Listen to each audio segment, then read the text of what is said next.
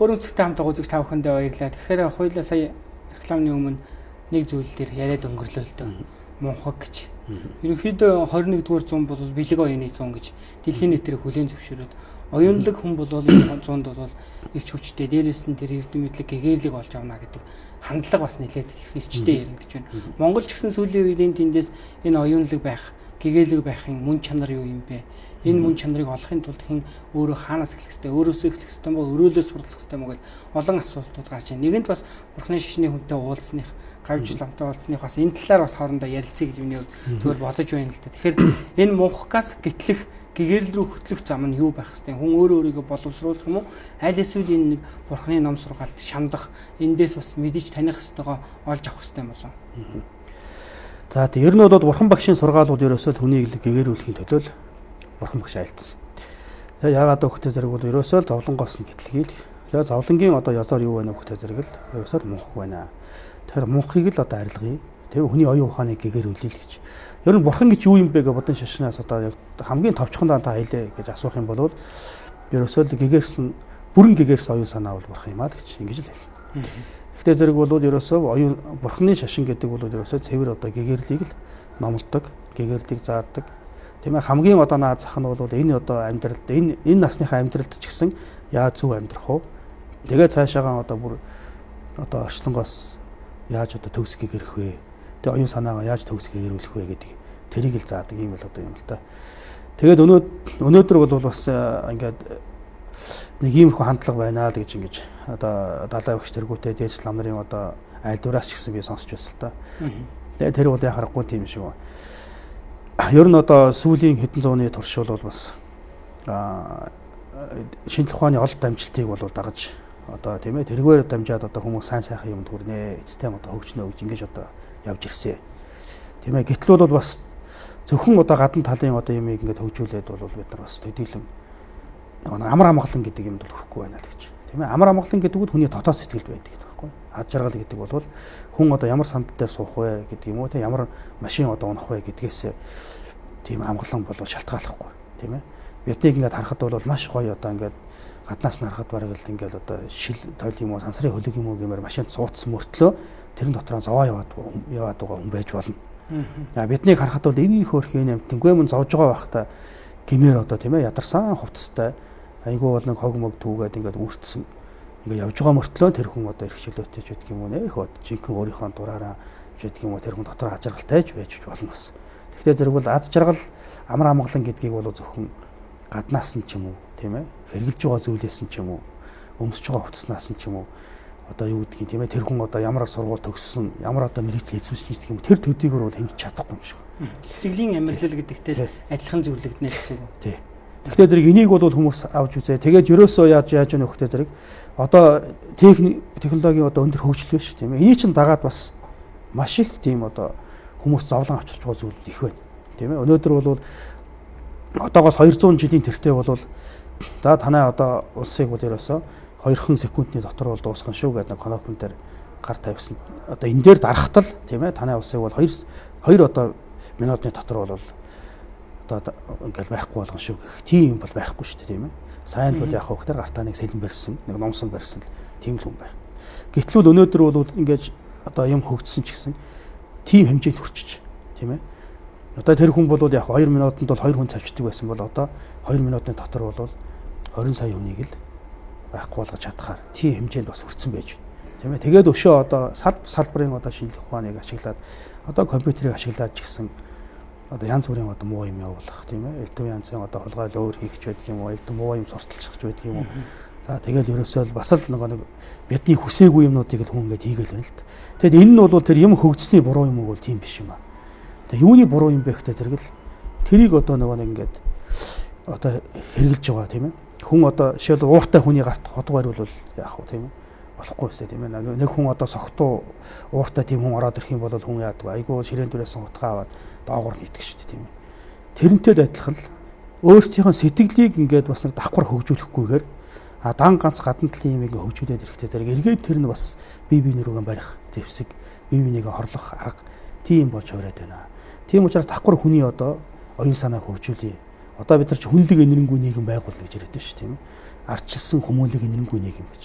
Арчилсан гэдэг нь магадгүй одоо байгаа байж болох юм тийм ээ. Ганцхан яг цаана хүмүүнлэг энэрэнгүй гэдэг нь бол бас их хэцүү болчиход байгаа. Тэгэхээр энэ хүмүүнлэг энэрэнгүй гэдэг үзлийг чухам юугаар одоо олох юм бэ? Тийм ээ, энийг бол одоо яаж олох юм бэ гэхдээ зэрэг хүний оюун санаад одоо ямар ийм үзлийг одоо ямар аргаар суулгах вэ гэхдээ зэрэг энэ дээр шашнууд бас их хэрэгтэй байна л. Ялангуяа бурхны будын шашин бол асар их одоо хэрэгтэй байна. Будын шашин дотор бол тэр одоо ганцхан өөрийнхөө хүүхдийг биш, тийм ээ, өөрийнхөө одоо эцэг эхийг биш, өөрийгөө биш, ерөөсө хамаг амьтныг хайрлана, их болсон 6 зүйлийн хамаг амьтныг хайрлана гэсэн тийм үзэл байдаг.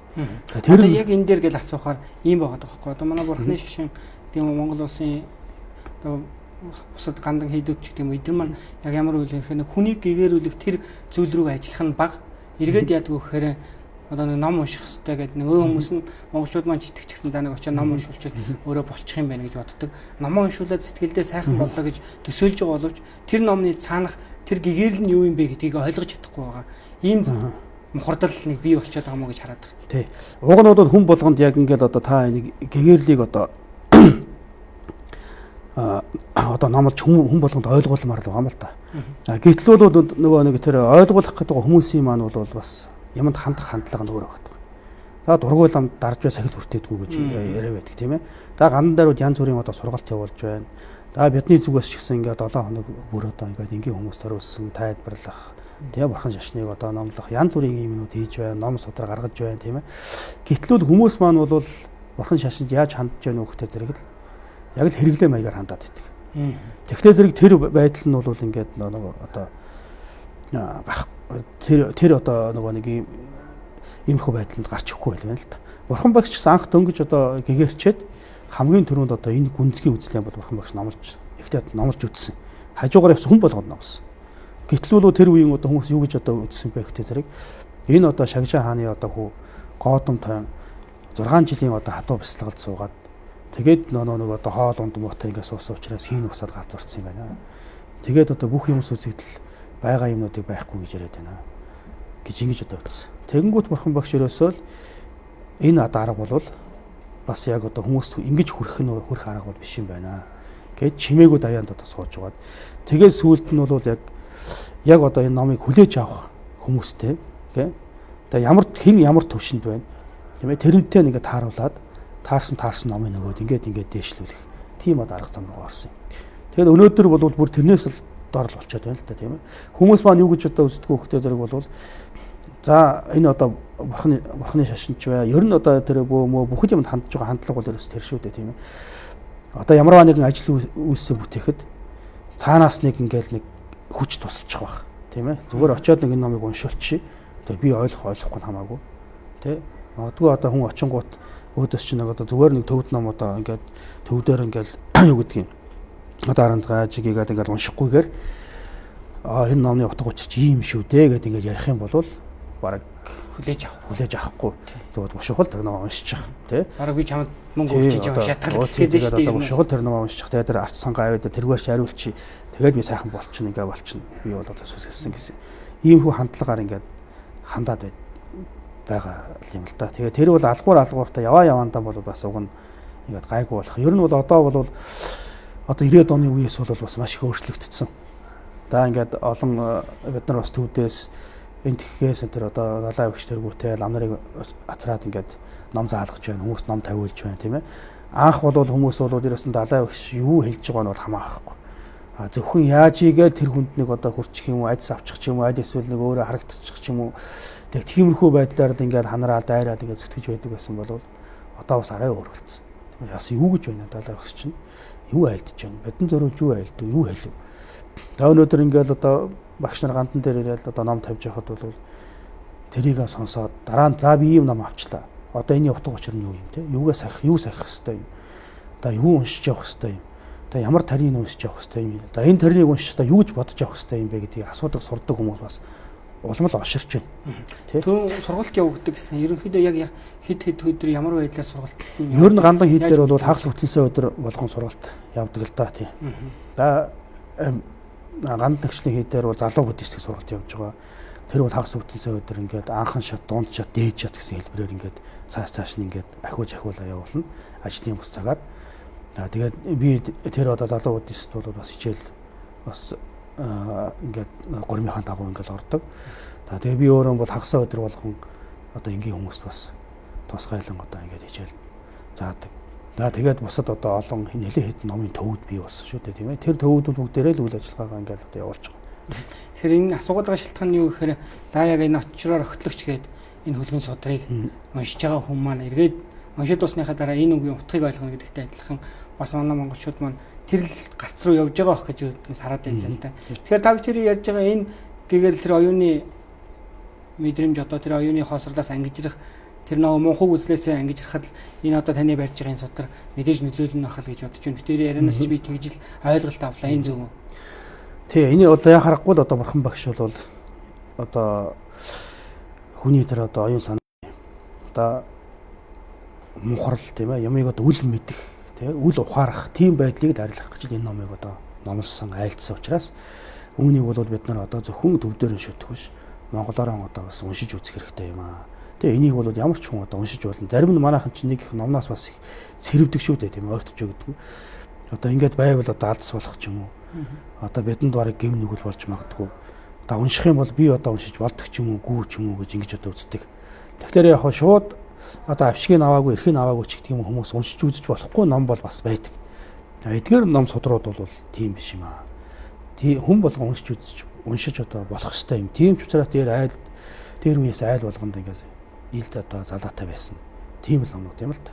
Тийм учраас бол энийг зөвхөн одоо төв судрыг нь бурхан дээр тавьчаад ингээд шүтэх төдий биш. Бас монголоор одоо унших ийм болцоогд хүмүүстэйгээ одоо олгоё гэсний үүднээсэд аажимдаа ингээд судар номыг бол ингээд дистратагаар ингээд орчуулаад ингээд явж байгаа. Тийм л. За баярлалаа. Тэгэхээр өөр өнцөг үзэгч та бүхэндээ хүрлээ. Бид студидээ хандлагчдын хийдийн гавьчлам ганц төмрийг орж оролцож бас энэ бурхан шишний өнөөгийн нөхцөл байдал тэр дундаа бас бид нар яаж шүтэх оюуныхаа тэр бэлэг оюуныг яаж нээх вэ гэдэг энэ хүрээнд ярилцлаа. Тэгээ бидний урилгыг хүлээн авч хүрэлцэн яж бас сонирхолтой ярилцсан өрнөөс нь танд баярлалаа. Таны ажилд амжилт хүсье. Та бүдний ажилд ч гэсэн өндөр амжилт хүсье.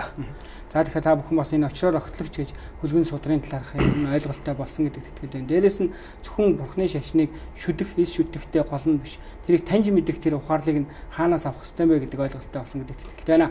Дараагийн 7 хоногт уулзлаа. Баяртай үзэгчдээ.